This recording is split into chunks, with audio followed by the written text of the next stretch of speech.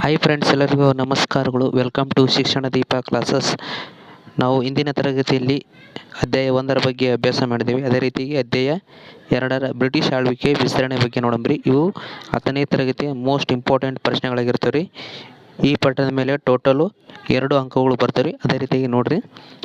ಅದೇ ರೀತಿ 1ನೇ ಪ್ರಶ್ನೆ ಅಂದರೆ 19ನೇ ಪ್ರಶ್ನೆ ಅಂತ ತಿಳ್ಕರಿ. ದತ್ತು ಮಕ್ಕಳಿಗೆ ಹಕ್ಕಿಲ್ಲ ಎಂಬ ನೀತಿಯು ಭಾರತದಲ್ಲಿ ಬ್ರಿಟಿಷ್ ಅಧಿಕಾರ ವಿಸ್ತರಣೆಗೆ ಸಹಾಯಕವಾಗಿತ್ತು, ಸಮರ್ಥಿಸಿ ಅಂತ ಕೊಡ್ತಾರೆ. ಅವಕ್ಕೆ ನೀವು ಪಾಯಿಂಟ್ಸ್ ಈ ರೀತಿ ಬರೀಕ್ ನೋಡ್ರಿ. ಡಾಲ್ ಔಸಿ ಈ ಪದ್ಧತಿಯನ್ನು ಜಾರಿಗೆ ತಂದನು. ದತ್ತು ಮಕ್ಕಳಿಗೆ ನೀತಿ ಅನ್ನು ತಂದವರು ಯಾರಪ್ಪ ಅಂತಂದರೆ ಡಾಲ್ ಔಸಿ ಈ ಪದ್ಧತಿಯನ್ನು ಜಾರಿ ತಂದನ್ರಿ.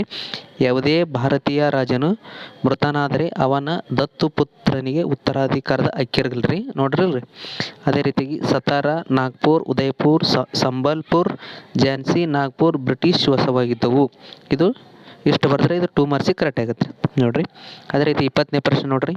ಭಾರತದಲ್ಲಿ ಬ್ರಿಟಿಷರು ತಮ್ಮ ಸಾಮ್ರಾಜ್ಯ ವಿಸ್ತರಣೆಗೆ ದತ್ತು ಮಕ್ಕಳಿಗೆ ಹಕ್ಕಿಲ್ಲ ನೀತಿಯನ್ನು ಇಂದು ಅಸ್ತ್ರವಾಗಿ ಬಳಸಿದರು, ಸಮರ್ಥಿಸಿ ಅಂತ ಕೊಡ್ತಾರೆ ನೋಡ್ರಿ. ಡಾಲ್ ಔಸಿ ಈ ಪದ್ಧತಿಯನ್ನು ಜಾರಿಗೆ ತಂದನು. ಯಾವುದೇ ಭಾರತೀಯ ರಾಜನು ಮೃತನಾದರೆ ಅವನ ದತ್ತು ಪುತ್ರನಿಗೆ ಉತ್ತರಾಧಿಕತ್ವದ ಹಕ್ಕಿರಲಿಲ್ಲ. ಸತಾರಾ, ನಾಗ್ಪುರ್, ಉದಯಪುರ್, ಸಂಬಲ್ಪುರ್, ಝಾನ್ಸಿ, ನಾಗ್ಪುರ್ ಬ್ರಿಟಿಷರ ವಶವಾಗಿತ್ತು. ಈ ರೀತಿಯ ಪ್ರಶ್ನೆ ಕೇಳಿದ್ರು. ಅದೇ ರೀತಿ 19ನೇ ಪ್ರಶ್ನೆ ನೋಡ್ರಿ. ಇದು ಮಾದರಿ ಪ್ರಶ್ನೆ ಪತ್ರಿಕೆ 3ದು ನೋಡ್ರಿ. 3ನೇ ಆಂಗ್ಲೋ ಮರಾಠ ಯುದ್ಧದ ಪರಿಣಾಮಗಳು ಏನು ಅಂತಲೂ ಕೊಡ್ತಾರೆ. ಹೌದಾ? ಅದೇ ರೀತಿ ಪಾಯಿಂಟ್ಸ್ ನೋಡ್ರಿ. ಮರಾಠರು ಯುದ್ಧದಲ್ಲಿ ಸೋತರು, ಹೌದಲ್ರಿ. 3ನೇ ಅದೇ ರೀತಿ 2ನೇ ಬಾಜಿರಾವ್ ಕೊರೆಗಾಂವ್ ಅಸ್ಟಿ ಯುದ್ಧದಲ್ಲಿ ಸೋತನು. ಪೇಶ್ವೆ ಹುದ್ದೆ ರದ್ದುಗೊಳಿಸಿ ವಿಶ್ರಾಂತಿ ವೇತನ ನೀಡಲಾಯಿತು, ಹೌದಾ ರೀ. ಅದೇ ರೀತಿ ಪ್ರತಾಪ ಸಿಂಹನನ್ನು ಸತಾರಾದಲ್ಲಿ ಪ್ರತಿಷ್ಠಾಪಿಸಿ ಮರಾಠರ ಪ್ರತಿರೋಧವನ್ನು ನಿಗ್ರಹಿಸಿದರು. ಅದೇ ರೀತಿಯಾಗಿ ಇನ್ನೊಂದನ್ನು ಕೊಡ್ಬೋದು ನೋಡ್ರಿ. ಪರಿಣಾಮಗಳಂದ್ರೆ ಇವನ್ನ ಬರೀಬೇಕ್ರಿ. ಅದೇ ರೀತಿ ಮಾದರಿ ಪ್ರಶ್ನೆ ಪತ್ರಿಕೆ 4 ನೋಡ್ರಿ. 19 3ನೇ ಆಂಗ್ಲೋ ಮರಾಠ ಯುದ್ಧವು ಮರಾಠರ ಅವನತಿಗೆ ಕಾರಣವಾಯಿತು.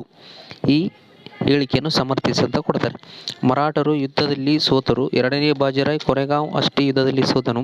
ಪೇಶ್ವೆ ಹುದ್ದೆ ರದ್ದುಗೊಳಿಸಿ ವಿಶ್ರಾಂತಿ ವೇತನ ನೀಡಲಾಯಿತು. ಪ್ರತಾಪ ಸಿಂಹನು ಸತಾರಾದಲ್ಲಿ ಪ್ರತಿಷ್ಠಾಪಿಸಿ ಮರಾಠರ ಪ್ರತಿರೋಧವನ್ನು ನಿಗ್ರಹಿಸಲಾಯಿತು. ಇದು ಅಧ್ಯಾಯ 2ರ ಬ್ರಿಟಿಷ್ ಆಳ್ವಿಕೆಯ ಮೋಸ್ಟ್ ಇಂಪಾರ್ಟೆಂಟ್ ಪ್ರಶ್ನೆಗಳಾಗಿರ್ತವೆ. ಇದರ ಮೇಲೆ 2 ಅಂಕಗಳು ಬರ್ತಾರೆ, ಅಂದರೆ 2 ಮಾರ್ಕ್ಸ್ ಇಂಪಾರ್ಟೆಂಟ್ ಆಗಿರ್ತಾರೆ. ಈ ವಿಡಿಯೋ ನೋಡಿದ್ದಕ್ಕಾಗಿ ಎಲ್ಲರಿಗೂ ಧನ್ಯವಾದಗಳು. ಯಾರ್ಯಾರು ಇಂದಿನ ಅಧ್ಯಾಯ 1ರ ಯಾರ್ಯಾರು ಪ್ರಶ್ನೆಗಳನ್ನು ನೋಡಿಲ್ಲ ಅವನು ನೋಡ್ರಿ, ಅದು ಮೋಸ್ಟ್ ಇಂಪಾರ್ಟೆಂಟು. ಎಲ್ಲರಿಗೂ ಒಳ್ಳೆಯದಾಗಲಿ.